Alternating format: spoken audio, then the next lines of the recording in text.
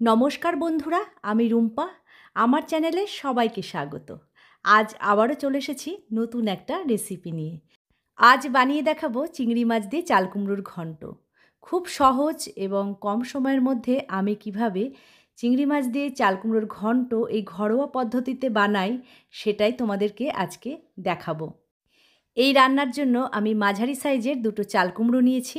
সেটার খোসা ভালো করে ছাড়িয়ে আমি ছুরি দিয়ে ঠিক এইভাবে সমস্ত একই মাপে কেটে নিচ্ছি। সমস্ত চাল কুমড়ো আগে ভালো করে কেটে নেব, তারপরেই ধুয়ে নেব। চাল কুমড়ো সমস্তটাই কাটা হয়ে গেছে, এরপর ভালো করে ধুয়ে নেব।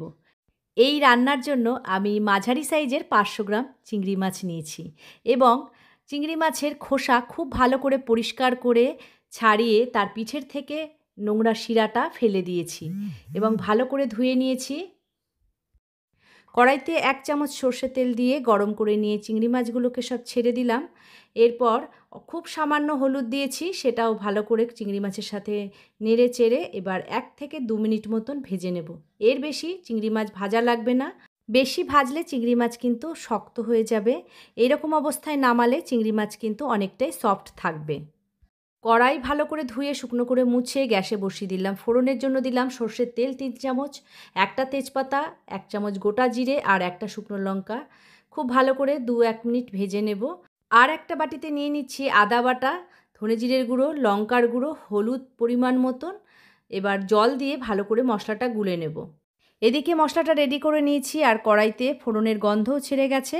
এখন আমি এই রেডি করা মশলাটা পুরোটাই দিয়ে দিলাম তেলের মধ্যে।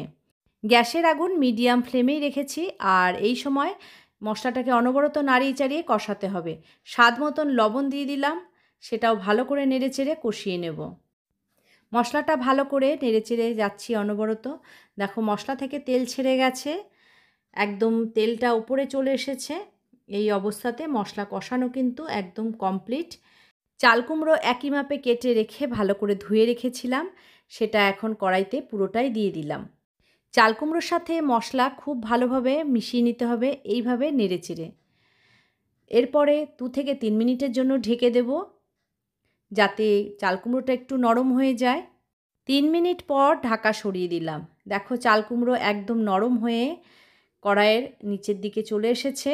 এখন ভালো করে নেড়েচেড়ে নিলাম। এরপর ভেজে রাখা চিংড়ি মাছগুলো সমস্তটাই এখন দিয়ে দেব।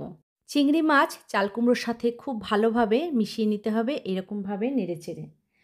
আজ তোমরা এই রেসিপিটা যে যেখান থেকে দেখছো এবং যারা নতুন আছো আমার চ্যানেলটিকে অবশ্যই সাবস্ক্রাইব করে নাও আর নোটিফিকেশান বেল আইকনটা কিন্তু ক্লিক করতে ভুলো না, যাতে সমস্ত ভিডিওগুলো তোমাদের কাছে সবার প্রথমেই চলে আসে। কড়াইতে 4-5টা কাঁচা লঙ্কাও দিয়ে দিলাম, এতে কাঁচা লঙ্কার একটা খুব ভালো গন্ধ আসবে।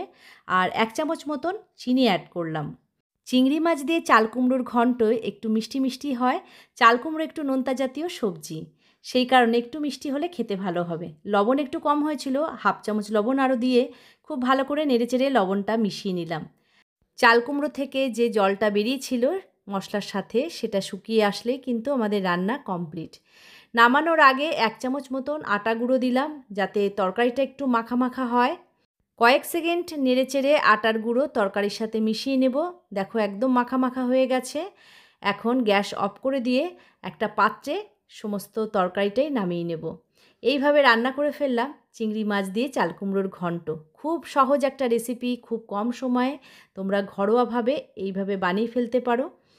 চিংড়ি মাছ দিয়ে চাল কুমড়োর ঘন্ট তোমরাও এইভাবে বাড়িতে বানিয়ে ফেলো। ভাত ও রুটি দুটোর সাথেই তোমরা খেতে পারো।